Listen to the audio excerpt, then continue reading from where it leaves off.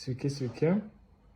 Antra dalis apie tai, kaip galim susitelkę į pojūčius išlikti ramus ir nestresuoti dėl dalykų, kurie mūsų laukia ateityje, kurie mums kelia įtampą, perteklinį mąstymą,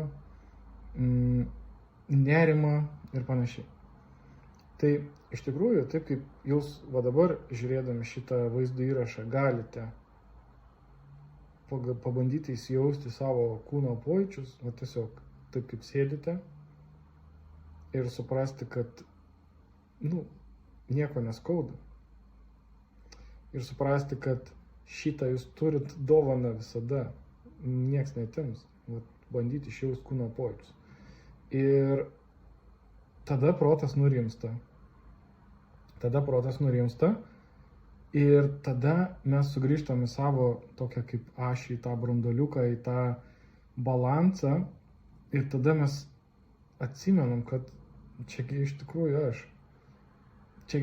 aš. Ir tada mes galim prisiminti, o kas man yra svarbu, o dabar, kai aš čia sėdžiu ant šitos kėdės.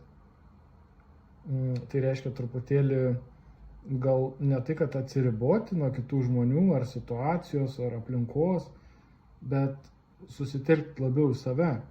O susitelkus į save, mes susitelkiam į tai, kas yra mumise. O mumise yra visada tas pats. Visada tas pats kūnas ir visada, negaliu sakyti, kad tokie pat pojūčiai, bet plius minus malonus pojūčiai visada. Dažniausiai neskauda mums kažko. Tai reiškia, nesvarbu, kas aplink jūs vyksta, visada galima sutelkti savo dėmesį į pojūčius.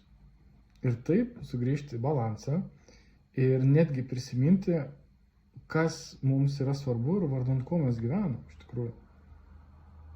Ir tas sugrįžimas leidžia nusiraminti, pajausti gerą būseną, o prisiminimas, link kur mes einam, leidžia tą kryptį vėl atgaivinti.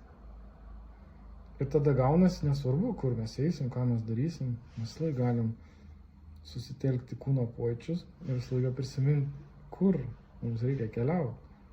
Ir niekas tada negali išmušti šitų dalykų. Pabandykim, nes man tai veikia, aš dėl to ir noriu pasidalinti.